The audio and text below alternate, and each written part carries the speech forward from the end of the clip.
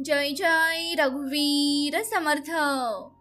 भक्तांनो, गाय मातेची ही अद्भुत आणि पवित्र कथा जो कोणी व्यक्ती लक्षपूर्वक ऐकतो त्याच्या जीवनातील सर्व दुःख आणि कष्ट कायमचे नष्ट होतात।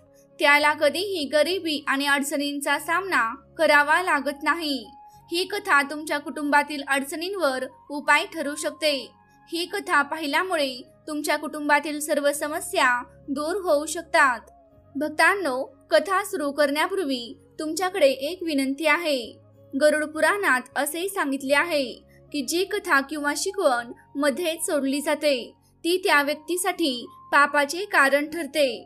म्हणूनच कृपया ही कथा शेवटपर्यंत नक्की ऐका। त्याआधी अशाच कथा ऐकण्यासाठी आपल्या व्हिडिओला लाईक करा आणि आपल्या चॅनेलला सबस्क्राईब करून बाजूला असलेली घंटी नक्कीच दाबा। याने तुम्हाला आपले व्हिडिओज सर्वात अगोदर मिळतील। गाय मातेनं सांगितलं की कोणते पाप माणसाला गरिबीकडे घेऊन जातात। मित्रांनो, आजची ही कथा हा प्रसंग खूप प्रेरणादायक आणि ज्ञानवर्धक आहे। मित्रांनो, प्राचीन काळातली गोष्ट आहे। एक वेळ अशी होती की भगवान शिव आणि माता पार्वती कैलास पर्वतावर विराजमान होते।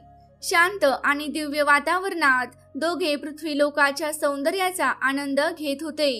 तेव्हा माता पार्वती भगवान शिवांना म्हणाले, हे नाथ, आपल्याला पृथ्वीलोकावर फिरून खूप काळ झाला आहे।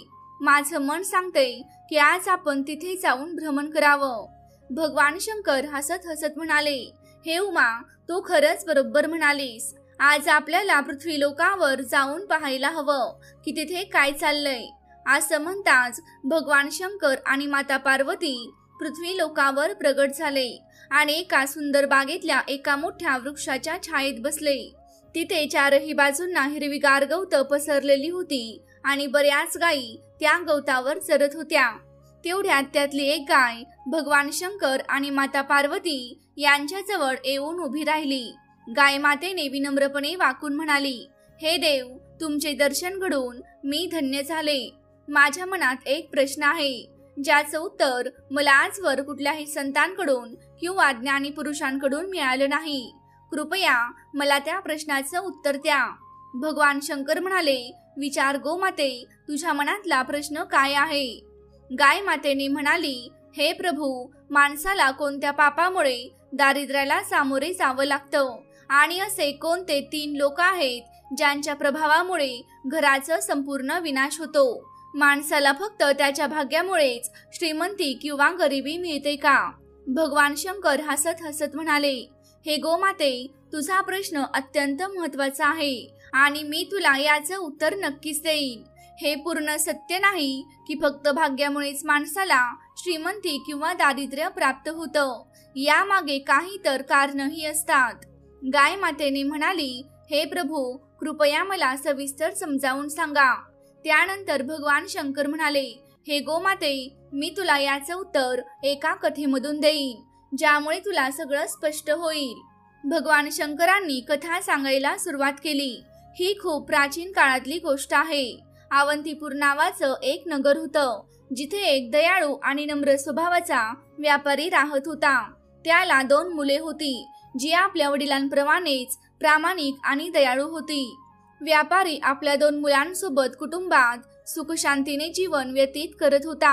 व्यापाऱ्याने आपल्या दोन्ही मुलांचं लग्न थाटामाटात करून दिलं होतं। त्याच्या दोन्ही सुनाही अतिशय समर्पित होत्या आणि घरातले सर्व काम एकत्र येऊन उत्साहाने करत होत्या।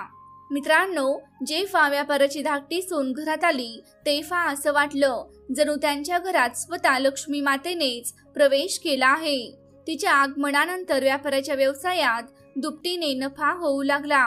त्यांच्या घरात कधीही धन किंवा अन्नाची कमतरता भासत नव्हती। घराचं वातावरण अत्यंत शांत आणि सौहार्दपूर्ण होतं। व्यापाराचे दोन्ही मुले मिळून मिसळून राहत होते आणि दोन्ही सुना एकमेकांशी खूप प्रेमाने वागत होत्या। घरातील प्रत्येक काम करण्याआधी सगळेच घरचे मिळून सल्लामसलत करत आणि मगच कामाला सुरुवात करत। व्यापाराचा व्यवसायही दिवसेंदिवस प्रगती करत होता। एके दिवशी व्यापाऱ्याने आपल्या दोन्ही मुलांना आणि सुनांना बोलावलं आणि म्हणाला, मुलांनो, आता माझ्याकडून व्यवसाय सांभाळणं कठीण होतंय। म्हणून आजपासून ही जबाबदारी मी तुमच्याकडे सोपवत आहे. वडिलांची आज्ञा मानून दोन्ही मुलांनी मन लावून व्यवसायाची धुरा आपल्या हातात घेतली. व्यापाऱ्याला हे पाहून समाधान वाटायचं की त्याचा परिवार प्रेम आणि एकतेने राहत आहे. त्याचे दोन्ही मुलं व्यवसायात कुशलता दाखवत होते आणि दोन्ही सुना घरात सुखशांती टिकून होत्या. हे सर्व पाहून व्यापारी निश्चिंत होऊन शांत झोपत असे. पण मित्रांनो, व्यापाऱ्याचं हे सुखी जीवन पाहून नगरातील इतर लोकांना त्याच्याबद्दल ईर्ष्या वाटू लागली.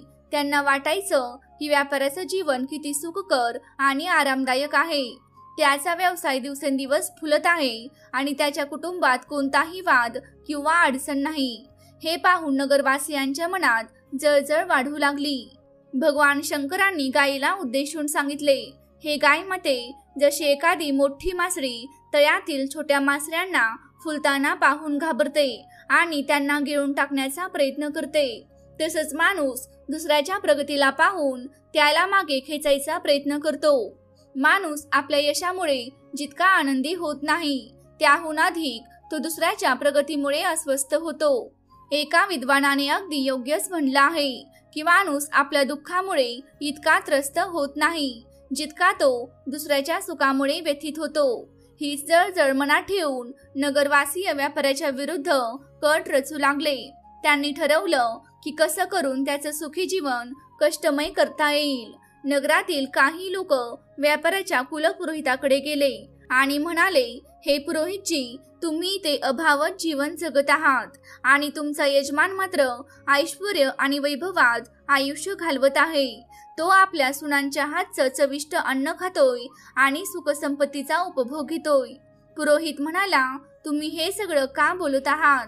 तुमच्या बोलण्याचा अर्थ काय आहे? तेव्हा नगरवासीय म्हणाले, पुरोहितजी, आठवा बघा, व्यापाराने तुम्हाला शेवटच्या वेळेस केव्हा आपल्या घरी बोलावलं होतं. जर तो तुम्हाला यज्ञ आणि पूजेसाठी बोलावणार नसेल तर तुमचं उत्पन्न कसं होणार? तुम्हाला दान दक्षिणा कशी मिळणार? जर हीच परिस्थिती राहिली तर तुम्हाला आणि तुमच्या कुटुंबाला उपाशी राहावं लागेल. पुरोहिताने हे ऐकून विचार केला, हे खरंच आहे. व्यापाराने खूप दिवसांपासून मला त्याच्या घरी बोलावलं नाही. त्याचं जीवन सुखात चाललंय, पण माझं जीवन कठीणतेत जात आहे. असा विचार करता करता पुरोहिताचं मन अस्वस्थ झालं. नगरवासियांनी पुरोहिताला सांगितलं, जर तुम्हाला तुमचं जीवन सुखकर करायचं असेल आणि दानदक्षिणा मिळवायची असेल तर तुम्हाला असा काही उपाय शोधावा लागेल की ज्यामुळे तुमच्या यजमानाच्या घरी काही अडचणी निर्माण होतील. जेव्हा त्यांच्या घरी अशांती येईल तेव्हाच तो तुमच्याकडे उपाय मागायला येईल आणि तुम्हाला हवन पूजनासाठी बोलावेल. असं सांगून नगरवासी पुरोहिताला भडकवून आपापल्या घरी निघून गेले. नगरवासियांच्या बोलण्याने प्रभावित होऊन पुरोहित विचारात पडला आणि मनात म्हणू लागला, आता मी काय करू की व्यापाराच्या घरी कलह निर्माण होईल आणि त्याच्या व्यापारात तोटा होईल. तेवढ्यात तो पुरोहित आपल्या गुरूंकडे सल्ला घेण्यासाठी गेला आणि म्हणाला, गुरुदेव, कृपया माझी मदत करा. जर तुम्ही मला मदत केली नाही तर माझं कुटुंब उपाशी मरेल. जसं एखाद्या माशाचं जीवन तलावातील पाण्यावर अवलंबून असतं, तसं आमचं पुरोहिताचं जीवन यजमानावर अवलंबून असतं. जर यजमानाच्या घरी काही समस्या नसेल आणि त्यांनी आपल्याला पूजा पाठासाठी बोलावलं नाही तर आमचं कसं चालेल? आम्ही धन कसं मिळवणार? गुरूंनी त्याची समस्या ऐकून म्हटलं, शिष्य, चिंता करू नकोस. तुझी अडचण काय आहे ते मला सांग, मी नक्कीच काही मार्ग काढीन. पुरोहित म्हणाला, गुरुदेव, मला असं हवं आहे की व्यापाराच्या जीवनात काही समस्या याव्यात, त्याच्या घरी कलह व्हावा आणि त्याच्या व्यापारात तोटा व्हावा, तेव्हाच तो मला आपल्या घरी पूजा पाठासाठी बोलावेल. गुरूंनी लक्षपूर्वक ऐकून म्हटलं, शिष्य, व्यापाराच्या सुखी जीवनाचं मुख्य कारण त्याची धाकटी सुनबाई आहे. ती रोज भगवान विष्णू आणि माता लक्ष्मीची पूजा करते, त्यामुळे त्यांच्या घरावर देवाची कृपा राहते. ती सून त्या घरात आल्यापासून व्यापाराचं जीवन धनधान्याने परिपूर्ण आणि सुखी झालं आहे. ज्या घरात अशी धार्मिक आणि सद्गुणी स्त्री असते तिथे कधीही अभाव राहत नाही. हे ऐकून पुरोहित म्हणाला, गुरुदेव, जर असं असेल तर असं काही उपाय आहे का? ज्यामुळे व्यापाऱ्याच्या घरी अशांती निर्माण होईल आणि त्याच्या व्यापारात तोटा होईल.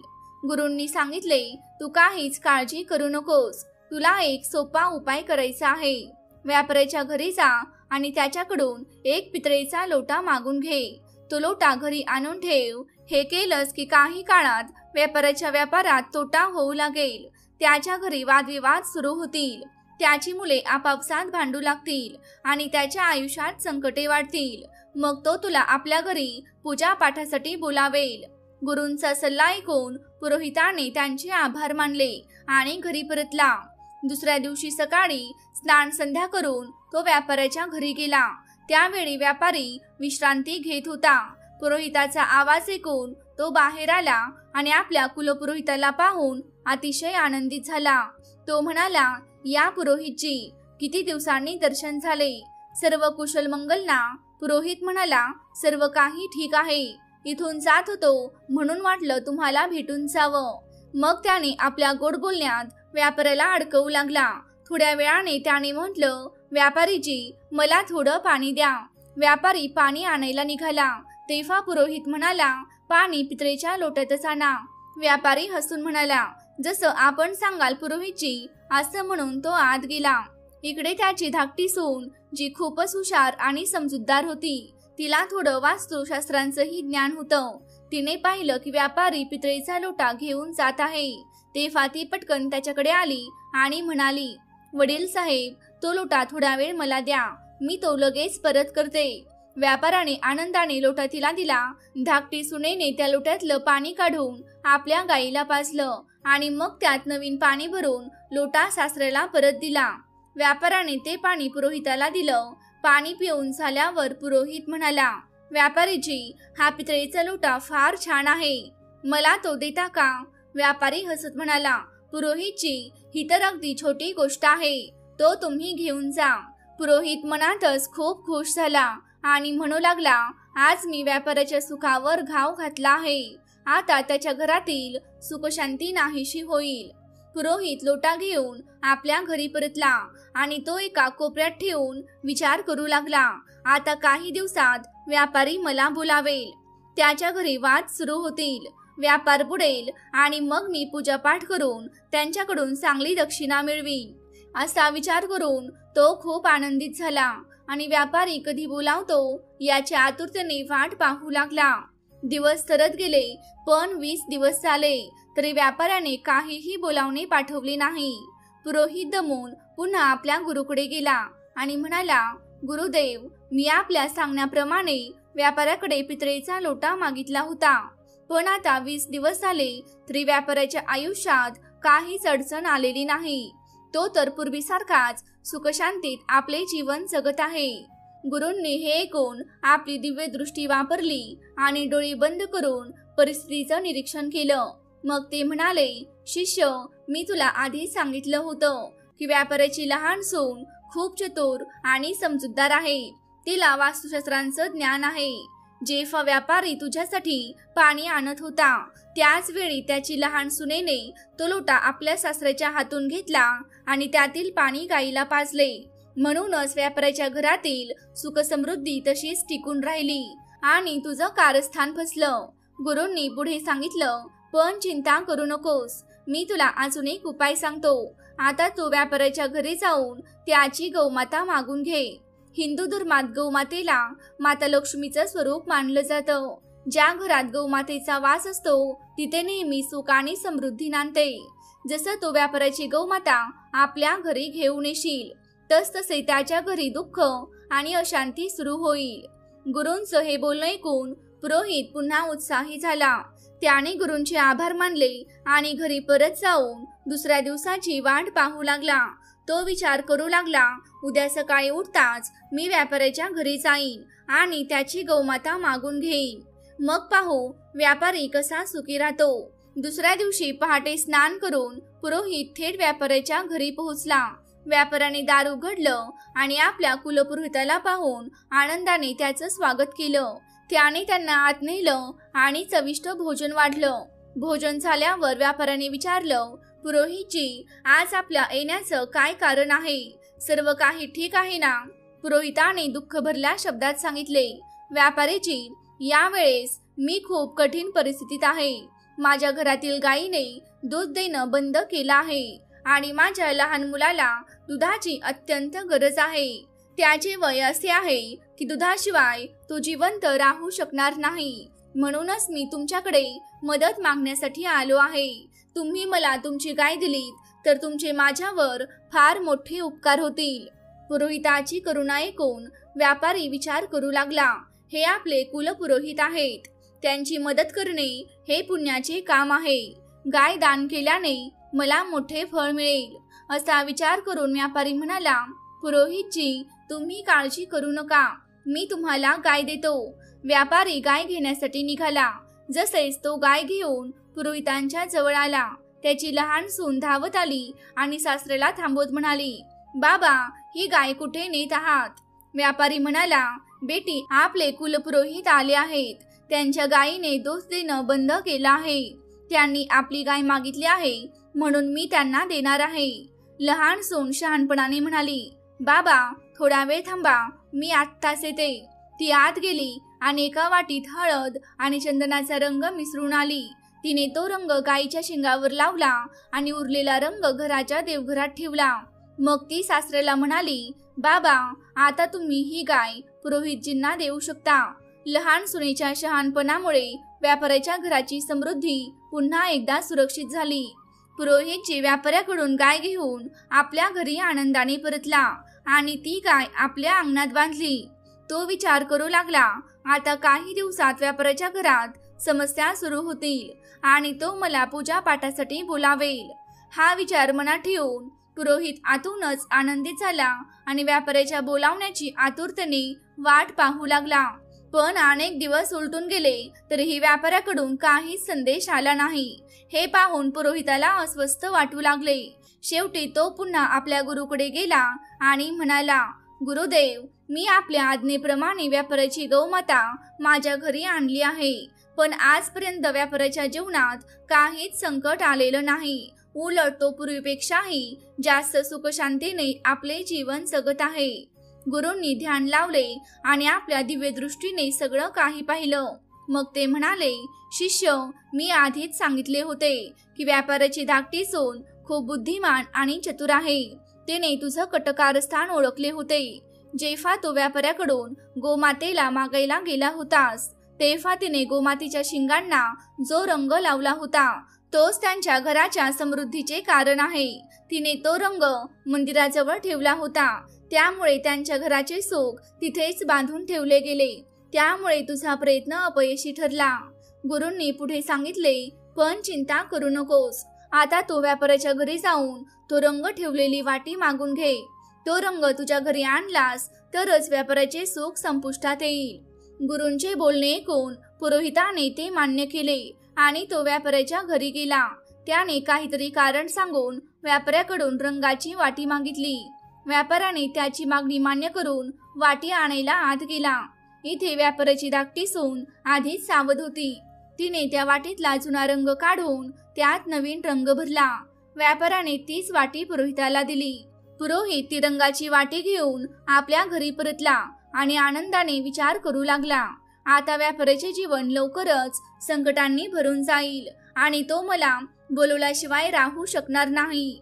पण महिने उलटून गेले आणि व्यापाऱ्याचे जीवन पूर्वीपेक्षाही सुखी आणि समृद्ध होत गेले. थकून आणि हताश होऊन पुजारी पुन्हा आपल्या गुरुकडे गेला आणि म्हणाला, गुरुदेव, मी आपल्या सांगण्यानुसार व्यापाऱ्याच्या घरी जाऊन रंगाची वाटी आणली, पण व्यापाऱ्याचे जीवन तर पूर्वीपेक्षाही अधिक सुखी झाले आहे. असे वाटते की माझे सगळे प्रयत्न वाया गेले आहेत. गुरूंनी आपल्या दिव्य दृष्टीने पुन्हा सगळे काही पाहिले आणि ते म्हणाले, शिष्य, व्यापाऱ्याची धाकटी सून अत्यंत चतुर आणि दूरदर्शी आहे. तिने तुझे इरादे आधीच ओळखले होते. तिने त्या वाटीतून तो रंग काढून टाकला जो गायीला लावला होता. म्हणूनच व्यापाऱ्याची सुख समृद्धी अजूनही टिकून आहे. जोपर्यंत ती धाकटी सून व्यापाऱ्याच्या घरी आहे तोपर्यंत तू व्यापाऱ्याचे काहीही वाकडे करू शकणार नाहीस. आता तुला काहीही करून त्या धाकट्या सुनेला व्यापाऱ्याच्या घराबाहेर काढावे लागेल. ते फास व्यापाऱ्याच्या जीवनात दुःख येईल. गुरूंची ही गोष्ट पुजाऱ्याच्या लक्षात आली. त्याला वाटले की धाकटी सून घराबाहेर काढल्याशिवाय आता दुसरा काही उपाय उरलेला नाही. तो घरी परत गेला आणि व्यापाऱ्याच्या कुटुंबात फूट पाडण्याची आणि धाकटी सून घराबाहेर करण्याची योजना करू लागला. दुसऱ्या दिवशी पुजारी चिंतेच्या मुद्रेत व्यापाऱ्याच्या घरी पोहोचला. व्यापाऱ्याने त्याला अशी स्थिती पाहून विचारले, पुजारीजी काय झाले? तुम्ही इतके चिंतित का आहात? पुजारीने गंभीर स्वरात सांगितले, व्यापारीजी, आपल्या घरावर एक मोठे संकट घुंगावत आहे. जर आपण लवकरच यावर काही उपाय केला नाही तर आपले सुखाचे जीवन उद्ध्वस्त होईल. आपल्या मुलांना व्यापारात मोठे नुकसान होईल आणि आपल्या कुटुंबावर विपत्तीचा डोंगर कोसळेल. हे ऐकून व्यापारी घाबरून गेला आणि चिंताग्रस्त स्वरात म्हणाला, पुजारीजी, हे काय सांगताय? कृपा करून आम्हाला या संकटातून वाचवण्याचा काही उपाय सांगा.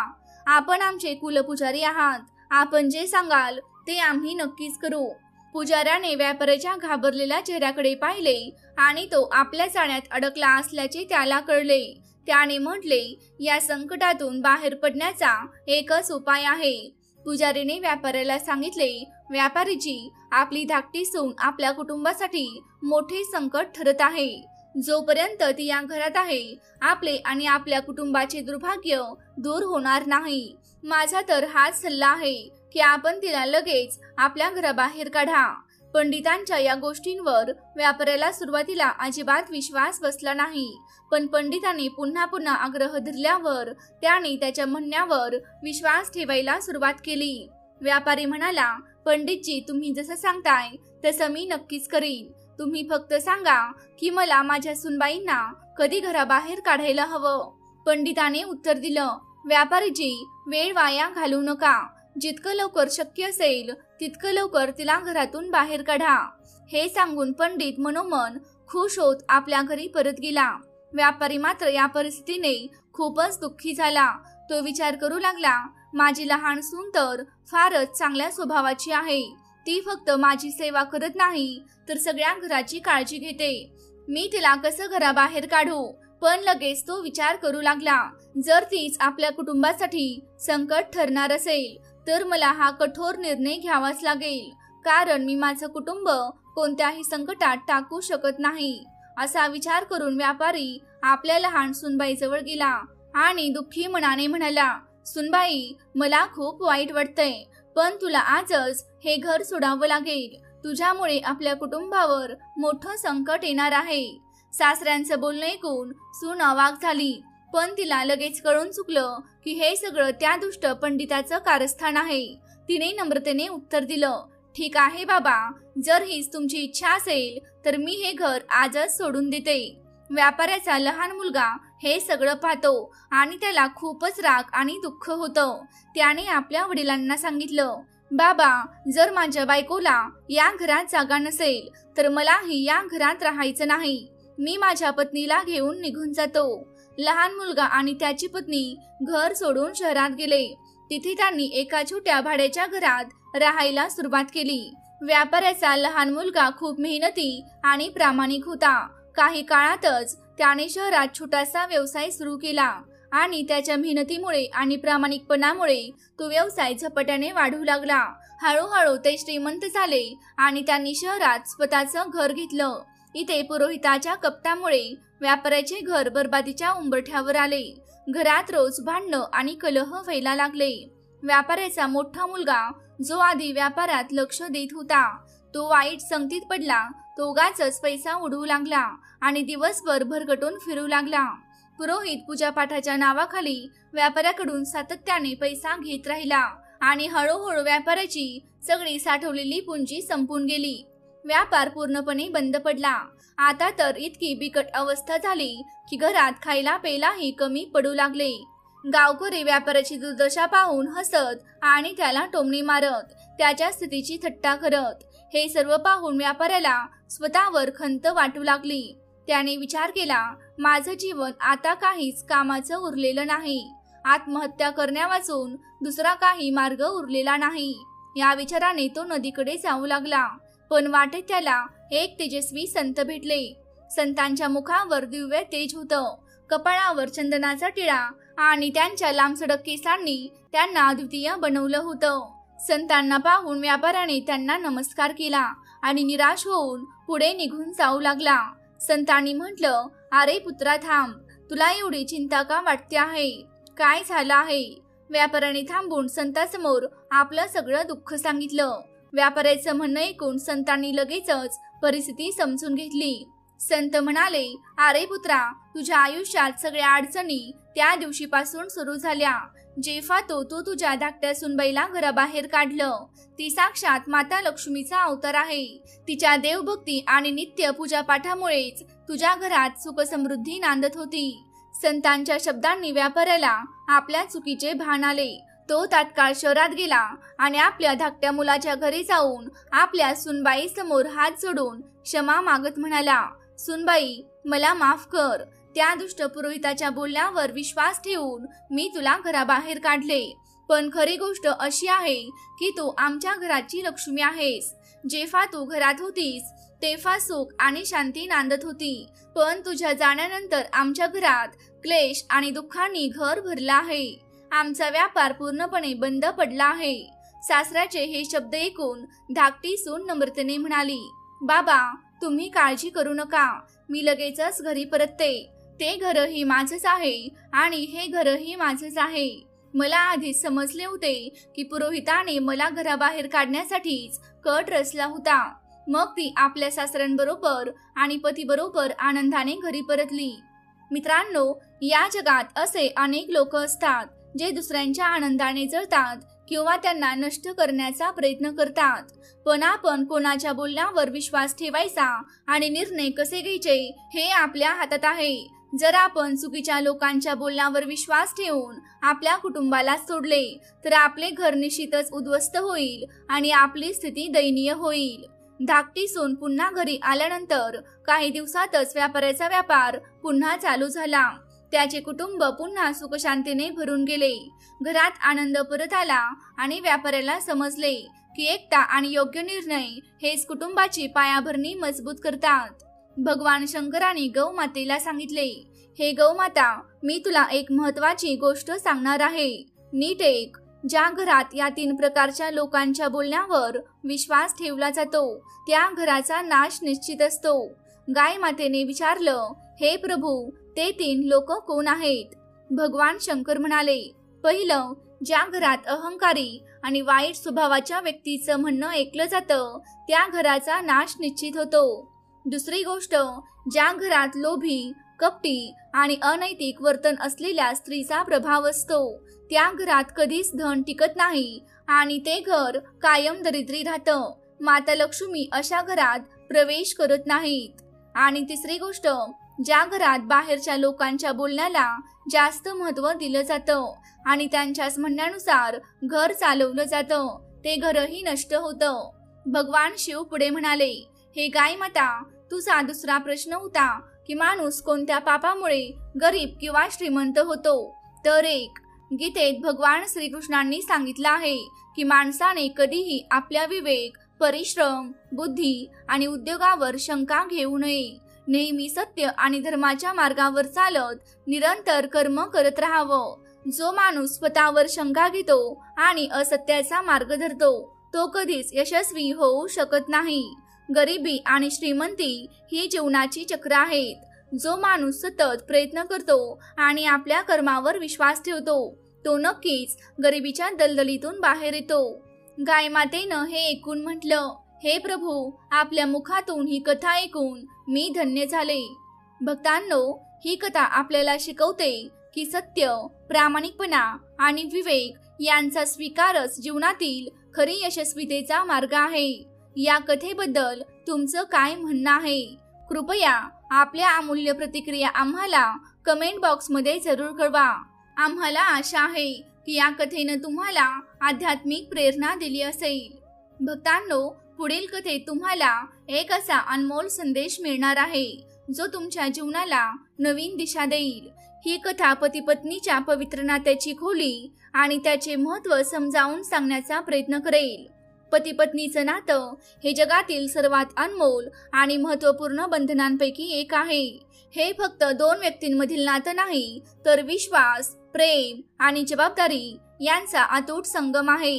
हे नातं तेव्हाच मजबूत राहतं जेव्हा दोघेही एकमेकांना साथ देतात आणि प्रत्येक परिस्थितीत एकमेकांच्या पाठीशी उभे राहतात.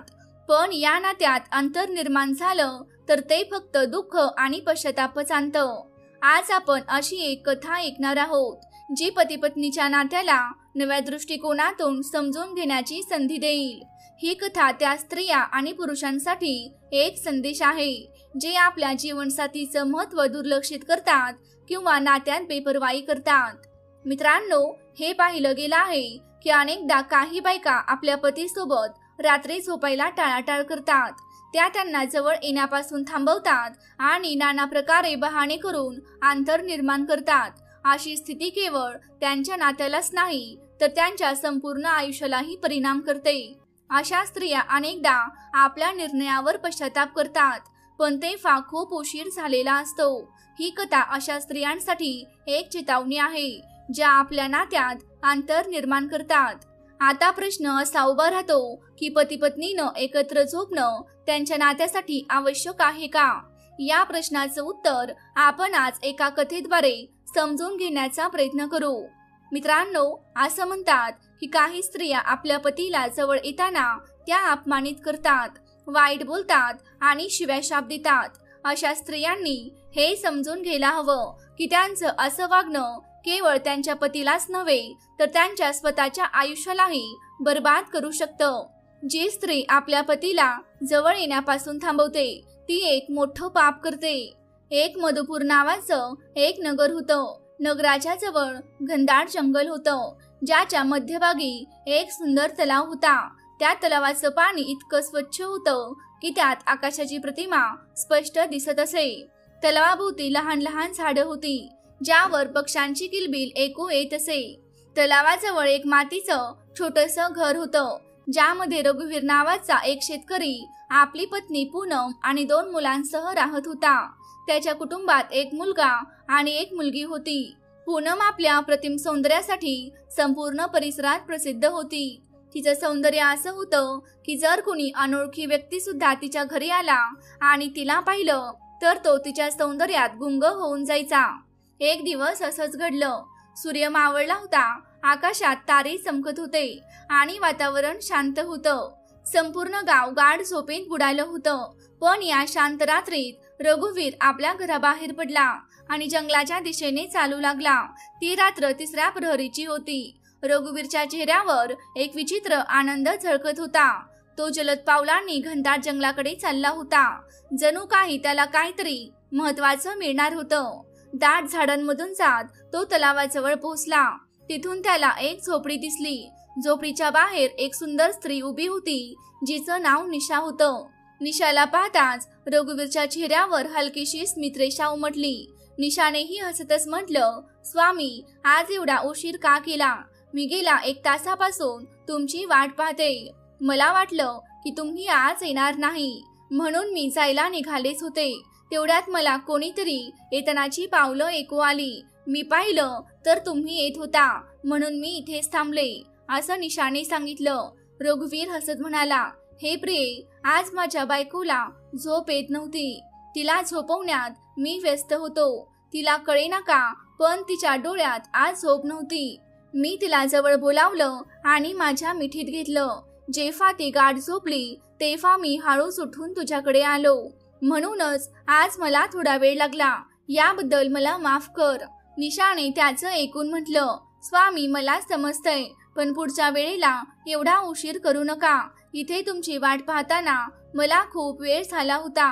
चला आता झोपडीच्या आत जाऊया. आपल्याला पहाटेपर्यंत आपापल्या घरी परतायचं आहे. रघुवीर आणि निशा दोघंही झोपडीच्या आत गेले. त्या रात्री त्यांनी आपल्या खोट्या सुखांचा आनंद घेतला. रघुवीर, जो आपल्या पत्नी पूनमला फसवून ठेवत होता, तो दररोज रात्री चोरीने निशाला भेटायला जायचा. तशीच निशा देखील आपल्या पतीला फसवून रघुवीरला भेटायला यायची. जेव्हा पती पत्नीमध्ये भावनिक आणि शारीरिक अंतर वाटतं तेव्हा त्यांचं नातं हळूहळू तुटू लागतं. याचा परिणाम फक्त त्यांच्या वैयक्तिक आयुष्यावरच होत नाही तर त्यांच्या मुलांवर आणि समाजावरही होतो। रघुवीर आणि निशा दोघंही आपापल्या जोडीदाराला फसवून या अनुचित नात्यात सामील झाले होते। हे चुकीचं नातं खूप काळ चालू राहिलं।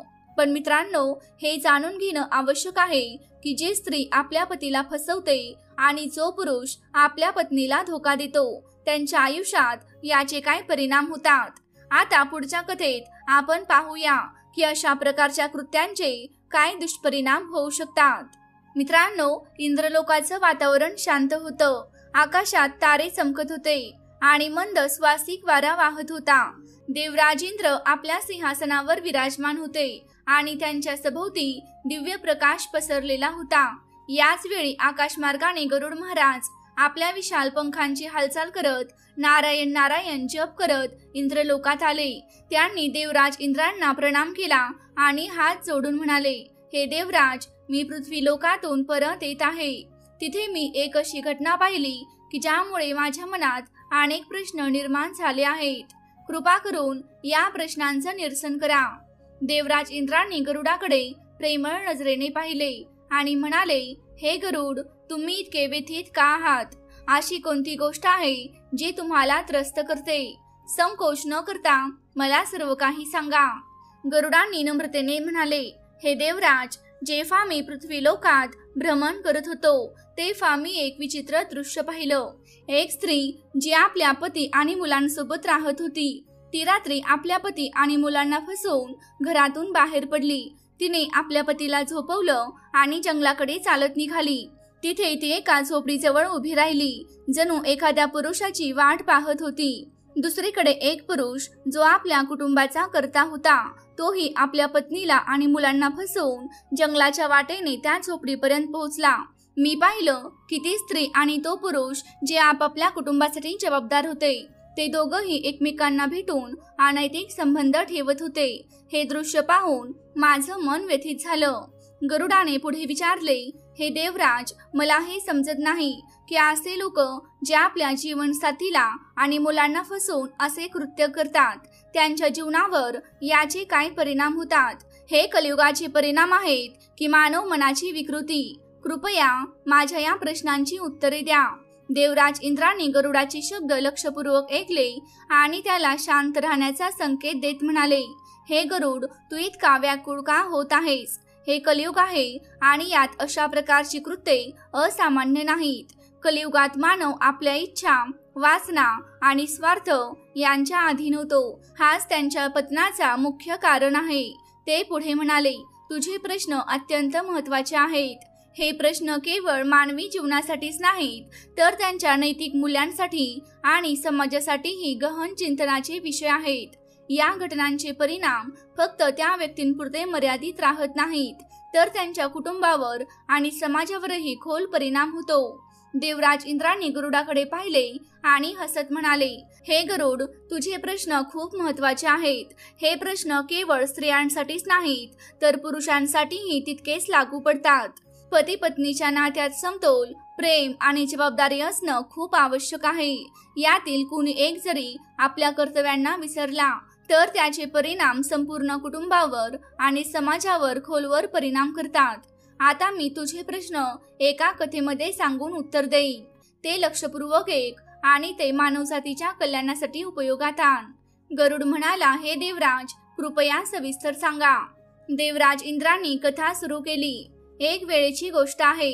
सुजानगड नावाच्या नगरात सुभाष नावाचा एक धनाढ्य व्यापारी राहत होता। आपल्या मेहनतीने आणि चातुर्याने तो भरपूर धन कमावत असे। सुभाष शेतकऱ्यांकडून धान्य स्वस्तात खरेदी करी आणि व्यापाऱ्यांना महागात विकी। अशा प्रकारे त्याची संपत्ती दिवसेंदिवस वाढत गेली। सुभाषला अमन नावाचा एकमेव मुलगा होता, ज्याच्यावर तो आणि त्याची पत्नी श्रुती खूप प्रेम करत असत। पण अमनला लहानपणापासूनच खूप मोकळीक मिळाली होती। तो जे हवे तेच करत असे। सुभाष आणि श्रुती यांनी कधीच त्याला कोणत्याही गोष्टीसाठी मनाई केली नाही। म्हणतात ना, अत्याधिक मोकळी माणसाला बिघडवते। अमनच्या बाबतीतही असंच झालं। तो वाईट संगतीत पडला आणि जुगार खेळणे, व्यसन करणे, वेश्यांकडे जाणे याचा आदी झाला। हळूहळू त्याने आपल्या वडिलांची संपत्ती उधळायला सुरुवात केली। गरुड म्हणाला, हे देवराज, अमनने असे का केले? त्याच्या आई वडिलांनी त्याला थांबवण्याचा प्रयत्न केला नाही का? देवराज इंद्र म्हणाले, हे गरुड, सुभाष आणि श्रुती यांनी अमनला समजावण्याचा खूप प्रयत्न केला, पण एखादा माणूस एकदा वाईट संगतीत पडला की त्याला योग्य मार्गावर आणणे अत्यंत कठीण होऊन बसते. अमनने आपल्या आई वडिलांच्या बोलण्याकडे दुर्लक्ष केले. तो आपल्या आईला खोटे सांगून पैसे मागू लागला आणि जुगारात हरू लागला.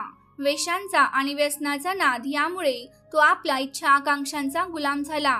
अमनच्या सवयी इतक्या बिघडल्या की त्याने फक्त आपल्या वडिलांची संपत्तीच नाही तर स्वतःचे आरोग्य आणि चारित्र्यही घालवले.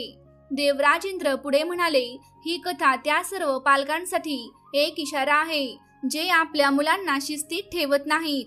अतिशय मोकळीक आणि वाईट संगत कोणालाही बिघडवू शकते आणि बर्बादीकडे नेऊ शकते. गरुड म्हणाला, हे देवराज, ही कथा अतिशय शिकवण देणारी आहे. कृपया ती सविस्तर सांगा. देवराज इंद्र म्हणाले, एक गरुड, जेव्हा सुभाषला समजले की त्याचा मुलगा अमन जुगार, व्यसन आणि वेश्याव्यसनात गुरफटला आहे, तेव्हा तो खूप दुःखी झाला. त्याने विचार केला की जर अमनच्या या वाईट सवयींना आळा घातला नाही तर तो आपल्या कष्टाने मिळवलेली सारी संपत्ती उधळून टाकेल. या समस्येचे समाधान शोधताना सुभाषने मनात ठरवले, जर अमनचे लग्न लावून दिले तर कदाचित तो आपल्या वाईट सवयी सोडेल. घरात त्याची बायको आली तर तो कुटुंबाकडे लक्ष देईल आणि वेश्यांच्या जवळ जाणे थांबवेल. या विचाराने सुभाषने एका श्रीमंत सेठाची सुंदर आणि सुसंस्कृत मुलगी निर्मला हिच्याशी अमनचे लग्न ठरवले. निर्मला केवळ रूपवानच नव्हती तर तिच्या गुणांनी आणि चांगल्या स्वभावामुळे ती संपूर्ण गावात प्रसिद्ध होती. थोड्याच कालावधीत अमन आणि निर्मलाचे लग्न झाले. लग्नानंतर अमनचे वर्तन बदलू लागले. निर्मलाची सुंदरता आणि तिचे गुण अमनला खूप भावले. त्याने वेश्यांकडे जाणे पूर्णपणे सोडले आणि तो आता घरीच राहू लागला. काही काळ सर्व काही सुरळीत चालले. निर्मलाने आपल्या चांगुलपणाने आणि प्रेमाने अमनला सुधारण्यासाठी सर्वतोपरी प्रयत्न केले, पण काळ कोणासाठीही थांबत नाही. अमनचे आई वडील आता वृद्ध झाले होते आणि वृद्धापकाळामुळे एक दिवस त्यांनी या जगाचा निरोप घेतला. त्यांच्या जाण्यानंतर अमनवर मार्गदर्शन करणारा कोणीच उरला नव्हता. निर्मला सोबत राहताना अमनने वेश्यांचा सहवास सोडला होता, पण त्याला लागलेली जुगाराची सवय अजूनही कायम होती. हळूहळू ही सवय त्याला विनाशाच्या मार्गावर घेऊन जाऊ लागली. थोड्याच काळात अमनने आपल्या वडिलांनी आयुष्यभर कष्ट करून मिळवलेली सारी संपत्ती जुगारात गमावली. आता त्याच्याकडे ना पैसा उरला होता ना काही कौशल्य. तो पूर्णपणे कंगाल झाला होता. एका दिवशी निर्मलाने त्याला म्हटले, स्वामी, आता आपल्याकडे खायला देखील काही उरलेले नाही. कृपया काहीतरी नोकरी शोधा जेणेकरून आपण आपला उदरनिर्वाह करू शकू. पण म्हणतात ना, ज्ञान आणि कौशल्य हीच माणसाची खरी ओळख असते. जर एखादा मनुष्य राजाकडे नोकरी मागायला जातो तर राजा सर्वप्रथम हेच विचारतो की त्या माणसाकडे काय कौशल्य आणि पात्रता आहे. जर त्याच्याकडे काहीच कौशल्य नसेल तर त्याला तिथून रिकाम्या हातानेच परत पाठवले जाते. अमनकडे काहीच कौशल्य नव्हते. त्याने आपला सारा वेळ आणि ऊर्जा जुगार, व्यसन आणि वाईट सवयींमध्येच वाया घालवली होती. आता तो आपल्या कुटुंबासाठी अन्नही मिळवू शकत नव्हता. अमनच्या आयुष्यातला हा सगळ्यात कठीण काळ होता. त्याला एक मुलगा आणि एक मुलगी होती जे आता विवाहयोग्य वयाचे झाले होते, पण त्यांच्या लग्नासाठी पैशांची तरतूद करण्याचे काहीच साधन नव्हते. घरची अवस्था इतकी बिकट झाली होती की त्यांना खाण्यासाठी देखील मोहताज व्हावे लागत होते. अमनची ही परिस्थिती त्याला सतत पश्चाताप आणि नैराश्याच्या गर्तेत ढकलत होती. एका दिवशी अमन आपल्या पत्नी निर्मलाजवळ गेला आणि आपल्या इच्छांची पूर्ती करण्याबद्दल बोलू लागला. पण निर्मलाने शांत आणि गंभीर स्वरात त्याला म्हटले, स्वामी, जीवनातील सर्वात मोठा आनंद केवळ कामवासनेत नसतो. खरा आनंद दुसऱ्यांची मदत करण्यात आणि एक चांगलं नीतिमय जीवन जगण्यात असतो. जे लोक आपल्या वासनांमध्ये आणि लालसेत अंध होतात ते शेवटी बर्बाद होतात. हेच तुमच्यासोबतही झाले आहे. निर्मलाने पुढे सांगितले, हे स्वामी, आता मी तुम्हाला 3 मोठ्या चुका सांगणार आहे. ज्या लोक अनावधानाने करतात आणि नंतर आयुष्यभर पश्चाताप करतात त्या लक्षपूर्वक ऐका आणि समजून घ्या.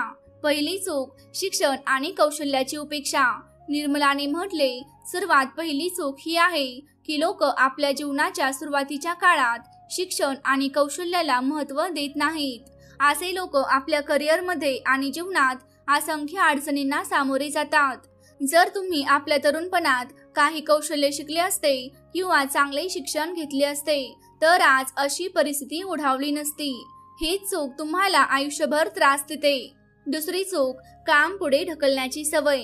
निर्मलाने म्हटले, दुसरी चूक म्हणजेच काम पुढे ढकलण्याची सवय. जे लोक आपल्या तरुणपणात आळशीपणा करतात आणि वेळेचा योग्य वापर करत नाहीत त्यांना भविष्यात आपले उद्दिष्ट साध्य करण्यात खूप अडचणी येतात. तुम्ही देखील आपला वेळ वाया घालवला आणि ह्याच कारणामुळे आज तुम्ही या परिस्थितीत आहात. तिसरी चूक वाईट संगत. निर्मलाने म्हटले, तिसरी चूक म्हणजेच वाईट संगत. ती माणसाला पूर्णपणे बर्बाद करते. तुम्ही देखील ह्या चुका केल्या आणि आज तुमचे जीवन या अवस्थेत पोहोचले आहे. निर्मलाचे बोल ऐकून अमन खोल विचारात पडला. त्याला आपल्या चुका लक्षात आल्या, पण आता पश्चाताप करण्यावाचून त्याच्याकडे काहीच उरले नव्हते. ही गोष्ट आपल्याला शिकवते की जीवनात योग्य दिशेने वेळ आणि ऊर्जेचा वापर किती महत्त्वाचा आहे. जे लोक वेळेत आपली कर्तव्ये आणि जबाबदाऱ्या समजून घेत नाहीत त्यांना अखेरीस पश्चातापच करावा लागतो. निर्मलाने गंभीर आवाजात म्हटले, हे स्वामी, आता मी तुमच्यासोबत शारीरिक संबंध ठेवू शकत नाही. आपली वय देखील आता त्या टप्प्यावर आली आहेत जिथे आपल्याला आपले आयुष्य आत्मिक शांती आणि परमेश्वराच्या सेवेत घालवायला हवे. आयुष्याच्या सुरुवातीच्या टप्प्यात माणूस ब्रह्मचारी असतो. नंतर तो वैवाहिक जीवनात प्रवेश करतो आणि कुटुंबाची जबाबदारी निभावतो. पण वृद्धावस्था असा काळ असावा जिथे आपण आपल्या वासनांना सोडून आध्यात्मिकतेचा मार्ग स्वीकारावा. हेच आपले खरे ध्येय असले पाहिजे की आपण पूजा, भजन आणि प्रभूच्या सेवेत स्वतःला वाहून घालावे. निर्मलाने ठामपणे सांगितले, माझे उरलेले आयुष्य मी व्यर्थ घालवू इच्छित नाही. जसे तुम्ही तुमच्या तरुणपणात वेळ आणि ऊर्जा वाया घातली तसे मी आता करणार नाही. मला खात्री आहे की परमेश्वर आपली मदत करतील. आता योग्य वेळ आली आहे की आपण आपल्या आत्म्याला परमात्म्याशी जोडावे आणि आपल्या मुलांच्या भवितव्याचा विचार करावा. देवराज इंद्र गरुडाला म्हणाले, हे गरुड, ही कथा मानवजातीसाठी एक महत्त्वाचा धडा आहे. जे लोक आपल्या तरुणपणात शिक्षण, मेहनत आणि योग्य संगतीला दुर्लक्षित करतात त्यांना वृद्धावस्थेत पश्चाताप करावा लागतो. योग्य दिशा, शिस्त आणि नैतिकता या गोष्टीच माणसाचे आयुष्य यशस्वी करतात. या गुणांचा अभाव माणसाला दुःख आणि अडचणींच्या चक्रात अडकवतो. निर्मलाने आपल्या पती अमनला स्पष्ट सांगितले की ती आता त्यांच्यासोबत शारीरिक संबंध ठेवणार नाही. तिने आपल्या निर्णयावर ठाम राहण्याचे ठरवले आणि आपल्या मुलांच्या विवाह व कुटुंबाच्या कल्याणाला प्राधान्य दिले. तिने म्हटले, आपण आता आपल्या वासनांना सोडून प्रभूच्या चरणी जावे. मेहनत करू तर भगवान नक्कीच आपल्याला साथ देतील. काही काळाने निर्मलाची भेट एका वृद्ध स्त्रीशी झाली. ती वृद्ध स्त्री एकटीच होती. तिच्याजवळ कोणतेही अपत्य नव्हते. तिने निर्मलाला म्हणाली, बेटी, माझ्याकडे जे काही धनसंपत्ती आहे ते सर्व तुला देते. या बदल्यात मला फक्त 2 वेळचं जेवण आणि तुमच्या कुटुंबाचा एक भाग बनण्याची परवानगी हवी आहे. निर्मलाने त्या वृद्ध स्त्रीचा प्रस्ताव स्वीकारला. वृद्ध स्त्रीची संपत्ती आणि सहकार्यामुळे त्यांच्या कुटुंबाची परिस्थिती सुधारली. त्यांनी आपल्या 2 मुलांचे लग्न लावून दिले. हळूहळू घरात सुखसमृद्धी परतली आणि कुटुंब समाधानाने राहू लागले. पण अमनचा स्वभाव पुन्हा बदलू लागला. निर्मलासोबतचं अंतर त्याला चुकीच्या मार्गावर घेऊन गेलं. निर्मलाने आपल्या आयुष्यात अध्यात्माला महत्त्व देत अमनसोबत शारीरिक संबंध ठेवायला नकार दिला. पण अमन आपल्या इच्छा रोखू शकला नाही. तो आपल्या वासनांमध्ये अडकला आणि हळूहळू दुसऱ्या स्त्रीच्या प्रभावाखाली गेला. ती स्त्री त्याला रात्री बोलवू लागली. अमन आपली पत्नी आणि मुले झोपल्यावर रात्रीच्या अंधारात त्या स्त्रीकडे जाऊ लागला. तो खोट्या आणि फसवणुकीच्या मार्गावर चालू लागला. प्रिय मित्रांनो, या कथेतून आपल्याला हे शिकायला मिळते की कोणत्याही नात्यात संतुलन राखणे अत्यंत गरजेचे आहे.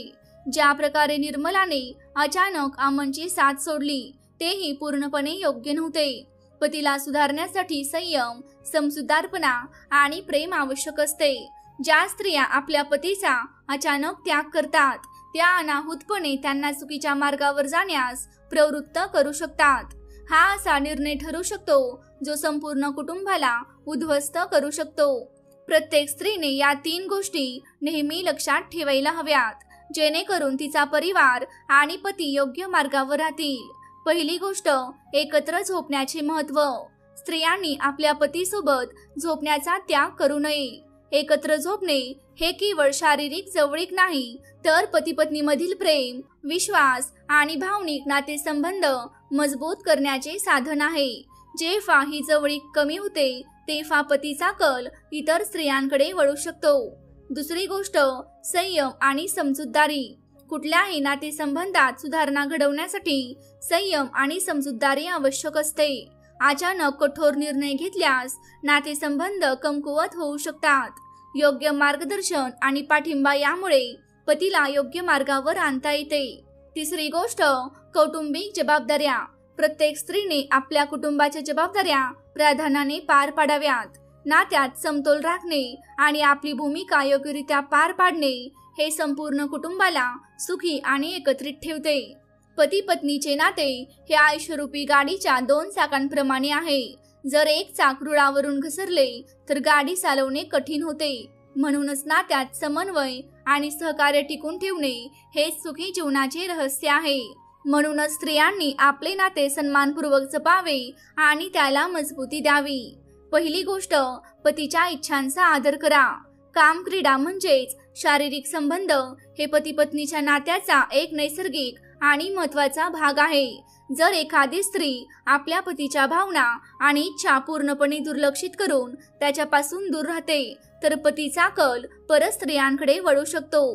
पण ज्या स्त्रिया आपल्या पतीच्या भावना समजून घेतात आणि संयम व समजूतदारीने त्याला योग्य मार्ग दाखवतात त्या कुटुंब आणि समाजासाठी आदर्श ठरतात. पतीला योग्य दिशा दाखवणे आणि त्याचे मार्गदर्शन करणे हे स्त्रीचे नैतिक कर्तव्य आहे. दुसरी गोष्ट, पतीला योग्य मार्गावर आणण्याचा प्रयत्न करा. जर पती कुठल्या तरी वाईट सवयींमध्ये किंवा वासनांमध्ये अडकला असेल तर पत्नीने त्याला सुधारण्याचा प्रयत्न केलाच पाहिजे. त्याला चांगल्या सत्संगात नेणे, धार्मिक चर्चा ऐकवणे आणि मंदिर किंवा आध्यात्मिक स्थळांवर घेऊन जाणे असे उपाय कोणत्याही व्यक्तीला सुधारू शकतात. पत्नीने आपल्या पतीच्या कमकुवत बाजूंना समजून घेऊन संयमाने व शहाणपणाने त्याला योग्य मार्गावर आणण्याचा प्रयत्न केला पाहिजे. पण हा प्रयत्न तेव्हाच यशस्वी होतो जेव्हा त्यात संयम आणि समजूतदारपणा असतो. तिसरी गोष्ट, कुटुंबाच्या कल्याणाला प्राधान्य द्या. पती पत्नी दोघांनी हे समजून घ्यायला हवे की त्यांचे नातेसंबंध केवळ वैयक्तिक समाधानापुरते मर्यादित नसतात, तर ते संपूर्ण कुटुंबाची पायाभूत ताकद असतात. जर कोणी आपले कर्तव्य दुर्लक्षित करत असेल तर त्याचा परिणाम संपूर्ण कुटुंबावर होतो. केवळ देवाची भक्ती करणे एवढंच पुरेसं नाही, कुटुंबाची काळजी घेणे आणि पतीला योग्य मार्गावर ठेवणे हेही तितकेच महत्त्वाचे आहे. देवराज इंद्र म्हणाले, जो पुरुष परस्त्रीशी अनैतिक संबंध ठेवत होता तो आमन होता आणि त्याची पत्नी निर्मला हिने त्याच्यासोबत शारीरिक संबंध पूर्णपणे तोडून टाकले होते. या अंतरामुळे आमन आपल्या पत्नीपासून दुरावला आणि परस्त्रींच्या जाळ्यात अडकला. हेच त्याच्या नाशाचे कारण ठरले. मित्रांनो, ही कथा आपल्याला शिकवते की कोणत्याही स्त्रीने आपल्या पतीचा अचानक त्याग करू नये. पतीला योग्य मार्गावर आणण्यासाठी संयम, समजूत आणि प्रेम यांचा आधार घ्यावा. असे करणाऱ्या स्त्रिया केवळ आपले कुटुंब वाचवतात असे नाही, तर समाजातही आदर्श मानल्या जातात. गरुडाने ही कथा ऐकून प्रसन्न होऊन म्हणाले, हे देवराज, आपण माझ्या सर्व प्रश्नांचे समाधान केले. आता मी हे ज्ञान पृथ्वी लोकावर जाऊन मानवजातीच्या कल्याणासाठी वापरेन. आपले आभार.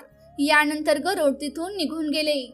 मित्रांनो, ही कथा आपल्याला शिकवते की पती पत्नीचं नातं फक्त एकत्र राहण्याचं नाही, तर एकमेकांना समजून घेण्याचं, सहकार्य करण्याचं आणि योग्य दिशा दाखवण्याचं माध्यम आहे. जिथे समतोल आणि सामंजस्य असतं तिथेच कुटुंबात आणि समाजात सुख आणि शांतता नांदते. 3 महत्त्वाच्या गोष्टी. पहिली गोष्ट, भावनिक आणि शारीरिक जुळवून ठेवा.